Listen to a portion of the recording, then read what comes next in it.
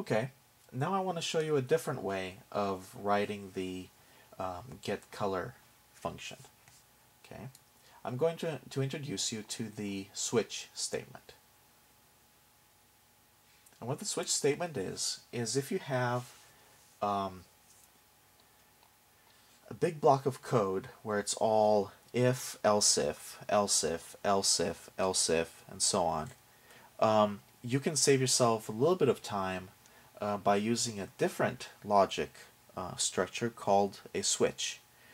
And we did not use a switch for the set color function for changing a button's color, because switch requires that the values that we compare our variable to, that those variables are literals, and the color type is not a literal. So we cannot use switch. So sometimes there'll be cases where you cannot use switch, but you can use it for any number or string. Okay, so let me show you how we can use a switch to create an equivalent function to get a color out of a number. Okay, so I'm going to create a new function. Actually, what I'm going to do, I'm going to create a new function.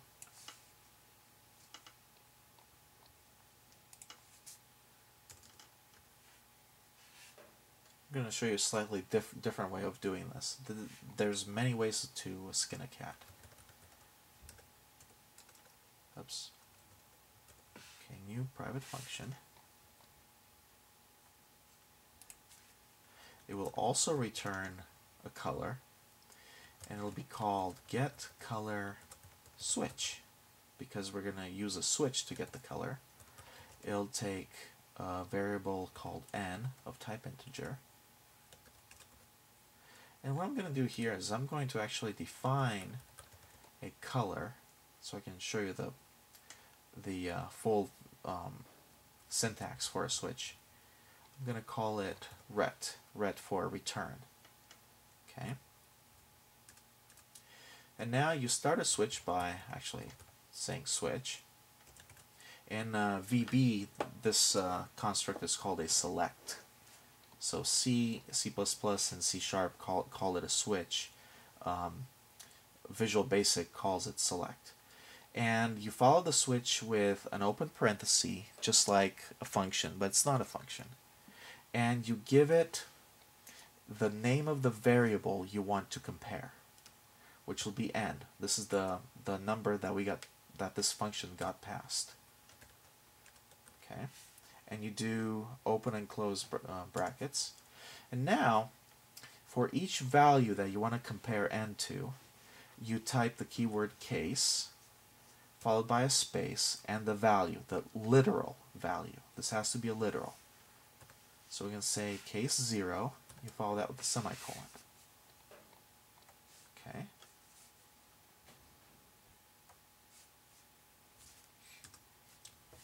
Then after the case, you type your code, what you want to do. And what I want to do is I want to set our return value to red. Color.red. Okay. Now, when you have to exit, so you enter a case with the case statement and a value, and you must finish the case with a break keyword.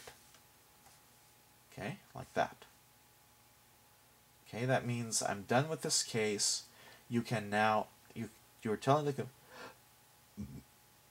computer I'm done with this case, and you can now tell the computer I'm done with this case, and you can now exit the switch statement and go to the next line of execution after the closing brace, after the switch's closing brace. Okay, which would be right here. Okay. But before we do that, we gotta handle the remaining cases. So if it's 1, so if it was 0, we change it to red. If it's 1,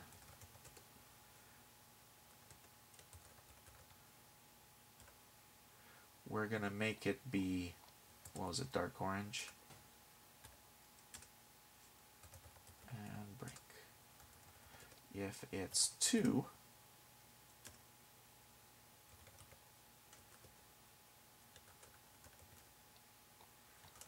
if it's yellow, oops, break.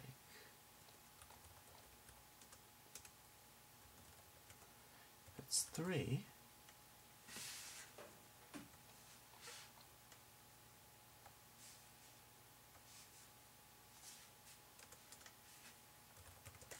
ret shall be color dot lime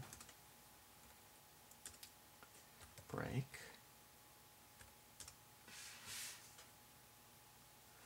If it's 4,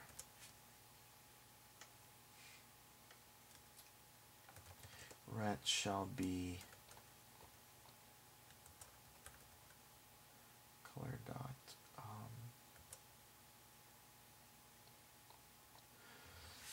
oh, it was one of those blues. It was one of those fancy blues. I forget what it was. Dodger blue.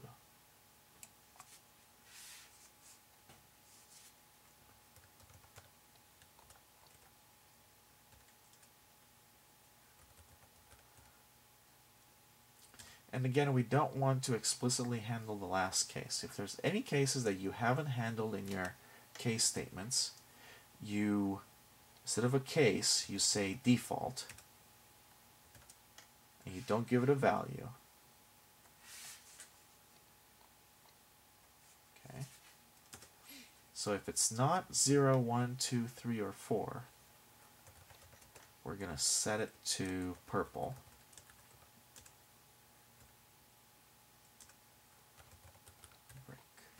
Okay, like that.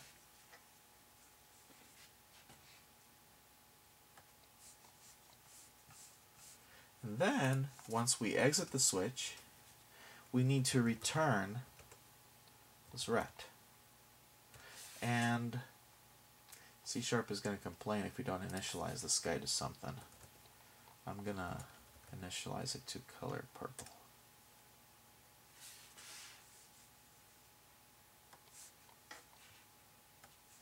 Okay.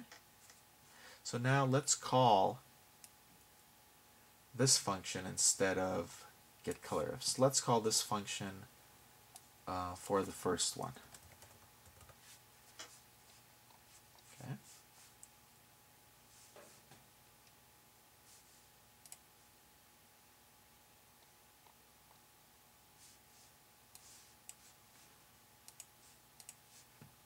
Good. Same sequence as before. Still works.